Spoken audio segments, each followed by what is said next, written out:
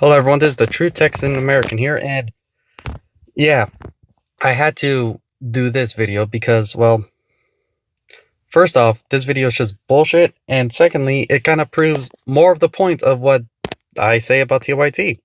This video is NRA fighting to arm domestic abusers and stalkers, which is false. Just voted in favor of passing the new version of the Violence Against Women Act. Now, when there was a government shutdown, the Violence Against Women Act was not something that, unfortunately, Congress looked to pass, and they did not extend it, and so it did expire. And luckily now, with Democrats taking control of the House, they've brought it back up again, and it's a little more robust than the previous version. However, the fact that it's robust is exactly the reason why it's likely to stall in the Senate. So the latest fight concerns the Violence Against Women Act, which contains a provision to ensure... concerns the Violence Against Women's Act, which contains a provision to ensure that people convicted of stalking or abusing their dating partners rather than only spouses or family members cannot own guns.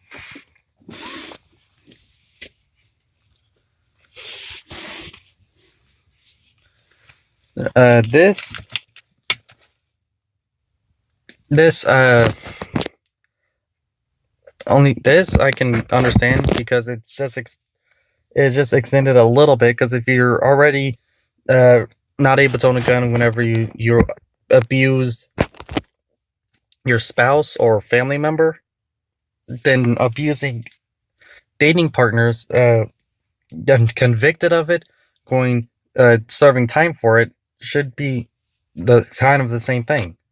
Okay, but what TYT goes with this, it's sure that people convicted of stalking or abusing their dating partners rather than only spouses or family members cannot own guns. Now, I really want to emphasize again the word convicted in this legislation. Here's what I want to know. Will this be implemented equally on women who abuse, or is it only just the men who abuse?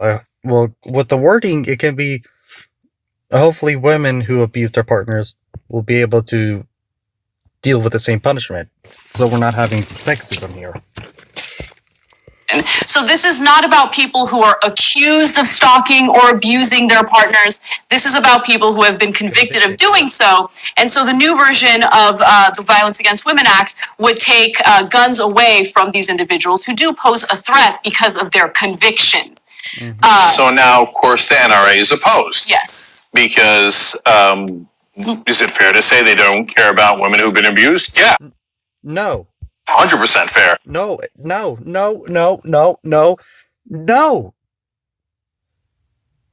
It's not 100% fair. It's far from fair, okay?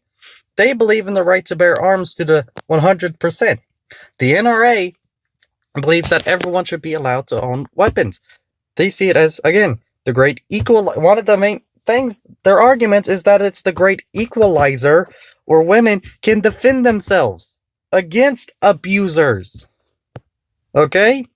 No, far from it. This is not 100. Didn't go past this, but this is the point that made me have to record this. This made me want to record this, because this is just pure bullshit, and this proves what I talk about when it comes to TYT. They don't want to have an actual argument, okay? Whenever they see someone they disagree with, they don't sit down and talk about it. No, they just call you evil. They call you evil. They say you don't care about people. They say you don't care about... They just call you evil.